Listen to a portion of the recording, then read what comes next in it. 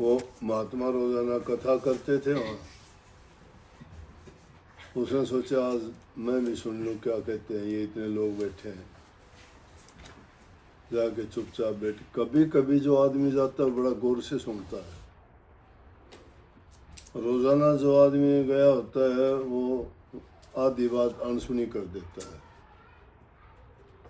नया आदमी तो देखना चाहता है नहीं क्या बोलता है, क्या कहता है, क्यों इतने लोग इसके पास आते हैं, हजारों सवाल दिमाग में होते हैं।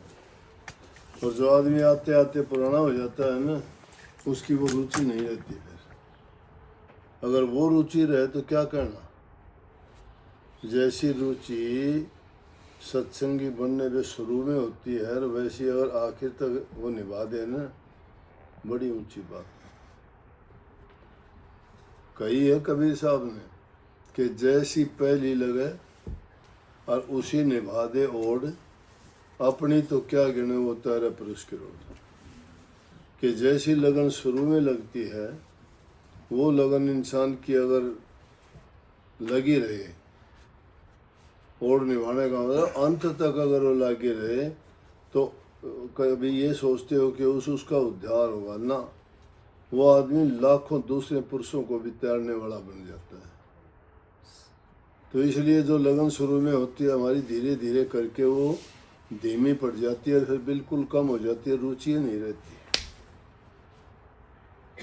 सत्संगियों का हाल देखते हैं, शुरू शुरू में आते हैं, बड़ी अच्छी अच्छी बात करेंगे, हाँ जी हाँ जी, और फिर बीच में थोड़े से हल्के हुए, लास्ट में तो आके फिर जो है वो सब अनसुनी करनी शुरू कर देंगे। फिर तो वो उन बातों पर कोई तवज्जो नहीं देंगे, ध्यान नहीं देंगे, उनका और बातों में ध्यान हो जाएगा। वो नई नई गई थी, कथा में प्रकरण चल रहा था, महात्मा जी कहने लग रहे सत्संगियों को कि भाई सच्ची भक्ति करने वाला इंसान अगर पूरी श्रद्धा यकीन के साथ अगर वो भक्ति करता है ना, तो वो तो आदमी तैरना क्यों होता, वो तो पानी के ऊपर भी चल लेगा, वो तो पानी के ऊपर भी चल लेगा, उसमें पानी में डूबेगा नहीं। गुजरी ने सुनी बात। वो रोजाना नदी पार करने के लिए आती थी, तो नाव और किश्ती में बैठ के आती, उसको 2 पैसे देने पड़ते किराए के। उसने सोचा भाई महात्मा ने आज तो बहुत अच्छी बात बताई, ऐसा वो कौन सा नाम से मैं भी नाम ले लूं, जिसका नाम के लेने से अगर इतना अच्छा हो जाता है और कुछ भी नहीं लगता, तो हम जो है वो नाम में ले लें, फिर 2 पैसे बचेंगे हमारे, देने नहीं पड़ेंगे। बोली महात्मा जी मुझे भी दे दो गुरु मंत्र। बोला हाँ भाई तुम भी ले ले, गुरु मंत्र में किसी की पाबंदी थोड़ी है, वो तो सबके लिए है। गुरु मंत्र ले लिया, उसके बाद उसको कहाँ फुर्सत। मजदूर आदमी का तो पेट जब भरता है मजदूरी करता है, अगर नहीं करता तो कहाँ से आए। तो उसका तो पेशा था, गांव से लेके आती दूध दही लस्सी, बाजार में अपना बेच के वापस जाती, सारा दिन इस काम में लग जाता, फिर घर का काम होता। लेकिन उसके साथ साथ उसको ये विश्वास हो गया पक्का कि जब गुरुजी ने ये बताया था कि भाई जो आदमी पूरे निश्चय और विश्वास के साथ अगर प्रभु की भक्ति करता है, इस मंत्र का जाप करता है, तो पानी पर भी चल पड़ेगा, पानी पर भी निकल जाएगा, उसको किश्ती नाव की भी जरूरत को नहीं पड़े। उसने भी उसका पूरा यकीन रखा और नाम का बड़ा सुमरण कराया। काम करते करते भी नाम, सोते उठते भी नाम, जागते खाते पीते भी नाम। और संतों ने यो बताया से कि नाम की ये महिमा है कि जितना नाम का सुमरण करोगे उतना ही अच्छा होता जाएगा। नानक साहब ने लिखा है कि उठत बैठत सोवत जागत नाम, कहे नानक सद भय तिसके कान। जो उठते बैठते चलते फिरते सोते जागते नाम को का सिमरण करता है, रियाज करता है, तो उसके सारे कार्य सिद्ध होते हैं। तो धीरे धीरे करके उसका वो काम हो गया। उसका यकीन पक्का था, वो दूध वो लेके जाती तो अब नाव में नहीं बैठती थी, पानी के ऊपर चल के जाती।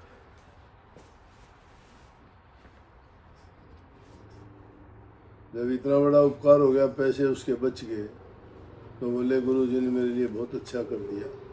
मेरा तो रोज़ाना खर्चा लगता था, एक दिन मैं भी गुरु जी को अपने घर बुलाऊं, भंडारा दूं। क्यों?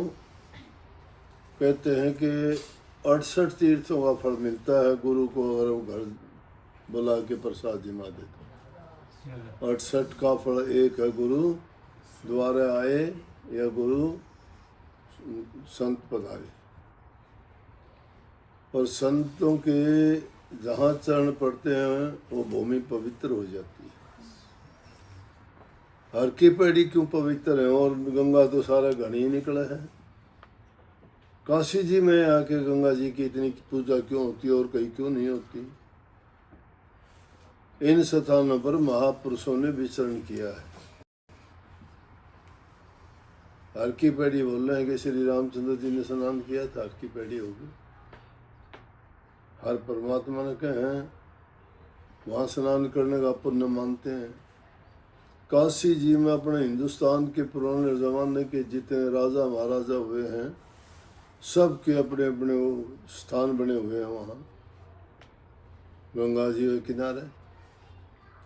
हरिश्चंद्र जैसे धर्मात्मा जो राजा हुए सत्यवादी, उन्होंने जिस शमशान घाटों काम करा था वो आज भी 24 घंटे उसमें अग्नि नहीं बुझती, चलती रहे, मुर्दे जलते हैं उसमें। वो सारे गंगा जी के किनारे। तो जो भूमि पवित्र होती है उसमें पवित्र काम होते हैं, और अपवित्र भूमि होती है ना, वहाँ उल्टे सीधे काम होते हैं। उनमें जैसे पशु मारे जाते हैं, हत्थे खोल दिए जाते हैं ना, जहाँ बकरे काटे जाते हैं, भेड़ काटी जाती हैं, गाय भैंस काटी जाती हैं, वो बुच्चड़ खाने हैं। वो भूमि उससे बुरी और क्या होगी जहाँ जीव की हिंसा की जाती है। और जिस तरह मंदिर जहाँ बने हुए हैं, मस्जिद बनी, गुरुद्वारे बने हैं, वो भूमि बहुत पवित्र है, क्योंकि वहाँ भक्त लोग, प्रभु में विश्वास करने वाले वहाँ वो लोग जाते हैं। और जैसा जहाँ का हालात होती है वैसा ही वहाँ का वायुमंडल भी बन जाता है।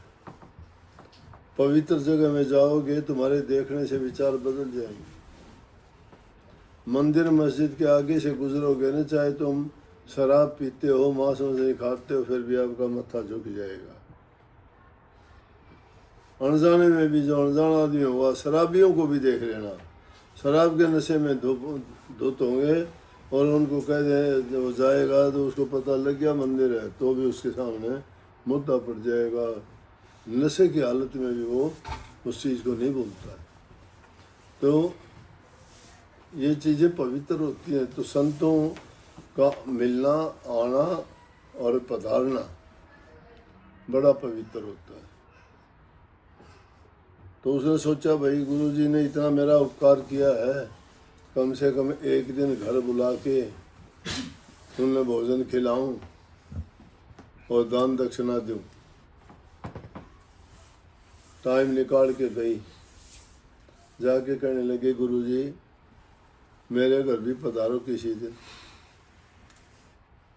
भोजन प्रसाद लो और घर को पवित्र करो, दर्शन दो। गुरु जी ने कहा अच्छा भाई चल लांगे, दिन बता दिया, उस दिन आ जाइए। वो उसकी तैयारी करके और आगे बोली जी चलो, लेके जाने लगी। नदी के किनारे जाके गए तो गुरु जी ने तो धोती संभालनी शुरू कर दी ऊपर। बोला जी गुरु जी क्या करते हो? बोला धोती ऊपर कर लो। बोला नाव में बैठ लो। मेरा नाव का क्या करना है? मेरा क्यों? मेरा आपने बता रखी पानी के ऊपर से चले जाना। मेरा मन तो ऐसा मंत्र दिया था मैं पानी के ऊपर जाती हूँ। आ जाओ। हाथ पकड़ के वो धोती संभाल लगे, बोला कि पंडित जी भीतर ना आइयो। बोला क्यों? बोला आप डूबोगे। बोला यह क्या बात? बोला आपका विश्वास नहीं है, मेरा तो विश्वास है। देखो पानी पर चल के जाऊँगा तो पानी पर ठप ठप कर दिया, अपना पल्ले पार होगी, फट देगी। इसीलिए खाली रहे वेद के वक्ता और कर्ण सुन दिन बीता, हरि सच्चे दिल के मीता। प्रभु जो है वो सच्चे दिल के मीत हैं। वेदों के प्रचार करने वाले, ज्ञान के वक्ता बनने वाले, झूठी जबान से बात करने वाले, बिना शुद्ध और पवित्र हृदय के जो झूठी बात बनाते हैं, वो लोग खाली रह गए, उनके पल्ले कुछ नहीं है। इसलिए कही कि खाली रहे वेद के वक्ता, कर्ण सुनने बीता। उनका समय दो, कहने में सुनने में बीत जाता है, करनी नहीं है उनके पास। और निश्चय गुजरी पार उतर की पंडित भय भजीता। तो जिनका विश्वास है वो परले पार उतर जा भाई।